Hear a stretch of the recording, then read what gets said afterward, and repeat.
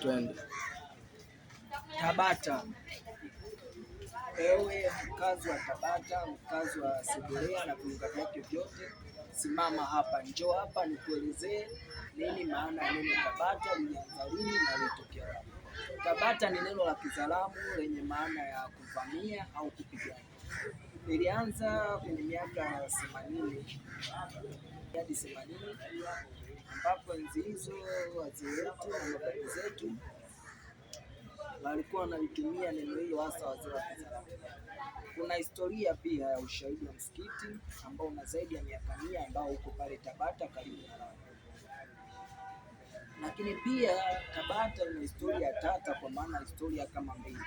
Kuna wale waliosema kulikuwa na duka kubwa la muhindi maeneo ya Tabata Bima, kwa sasa inajulikana kama Tabata Bima, ambapo hapo kila kitu kilikuwa kinapatikana.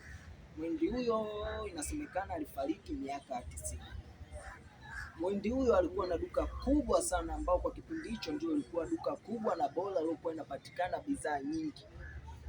Hivyo watu wengi walikuwa wanaenda, Waswahili wengi na Wazaramo wengi walikuwa wanaenda kuulizia bidhaa au mahitaji, baadaye kuambia utapata, akawa anakosea, akawa anasema Tabata, kwa maana muhindi huyo alikuwa bado hajajua vizuri Kiswahili na namna ya kutamka maneno.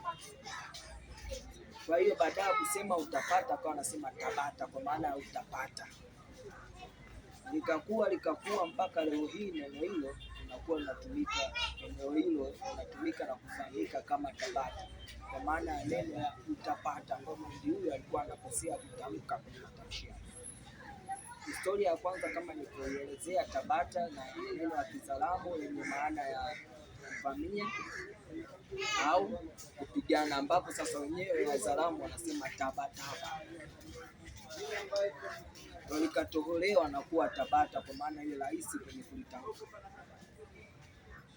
So kama umependa video hii, usisahau kulike, kucomment, kushare, pia usisahau kufollow kwenye page hii, kucomment na ungependa nije kwenye mtaa wako gani au mtaa upi. Niko kwenye viunga vya mtaa wa Tabata nikitoa elimu hiyo na kuelezea kuhusu nini maana ya neno Tabata.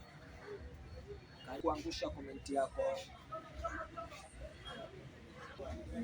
Kwa sasa Tabata ina viunga vyake na viunga vingi, kwa maana ya siku za hivi karibuni kuna eneo linaloitwa Tabata Bima, kuna Tabata Kimanga, kuna Tabata Segerea, Tabata Kinyerezi. Ni viunga ambavyo vimepatikana, na kama ungependa kujua historia au maneno gani ambayo hayo majina yamepatikana vipi na lini yameanza kutumika, na ungependa kufahamu pia historia zaidi ya hivyo viunga vya Tabata, pia nitakuletea. Kwa leo niko Tabata, maana yake ni Tabataba, neno la Kizaramo ambalo lina maana ya kuvamia au kupigana. Ni historia kubwa na ya kishujaa ambayo kabila la Wazaramo walikuwa wanapambania maeneo yao na kutunza mila zao na desturi zao enzi hizo na kipindi cha ukoloni, katika kulinda misingi ya mila na desturi zao. Nitakuletea kwa mwendelezo zaidi, bali na mimi, video kali zaidi zinakuja. Usisahau kulike, kucomment, kushare, kufollow.